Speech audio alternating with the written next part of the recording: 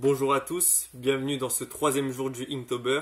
Aujourd'hui le mot c'est bulky qui signifie volumineux ou encombrant en français. En comparaison avec le mot d'hier où il fallait que le mot petite quantité soit représenté de manière insignifiante sur la page, avec ce mot il va falloir disproportionner un ou des éléments pour les rendre trop grands par rapport aux autres composants du dessin et pourquoi pas trop grands pour la page elle-même. Dans un premier temps, je m'étais dit que j'allais faire une personne qui serait totalement écrasée sous une pile d'objets ou qui tenterait tant bien que mal de les soulever. Donc ça faisait référence plus au mot encombrant. J'avais gardé cette idée pendant un long moment et c'est à la toute fin que j'ai décidé plutôt de m'axer sur le mot volumineux en déformant un animal ou un objet en le rendant beaucoup trop grand par rapport, donc comme je l'ai dit, à tous les autres éléments qu'il a autour de lui. Mon idée finale a donc été de faire un lion totalement énorme, totalement disproportionné, qui laisse sa gamelle et son dresseur un petit peu perplexes. Comme pour le jour précédent, j'ai utilisé que deux images de référence, une photo de dresseur de cirque pour avoir une idée de la tenue, et une photo de lion, car comme pour le dessin du jour 1 avec le poisson, j'ai pas une idée précise de à quoi ressemble cet animal,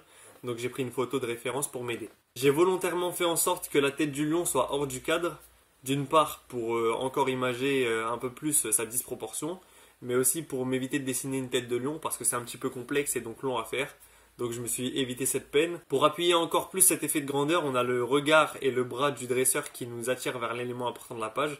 Pour le coup, cet élément important, il n'est même pas sur la page. Le fait qu'on ne le voit pas entièrement, ça nous permet de vraiment comprendre à quel point il est grand et imposant. Je suis assez content du résultat final. Je pense que j'ai fait le bon choix en décidant de ne pas faire la tête de lion.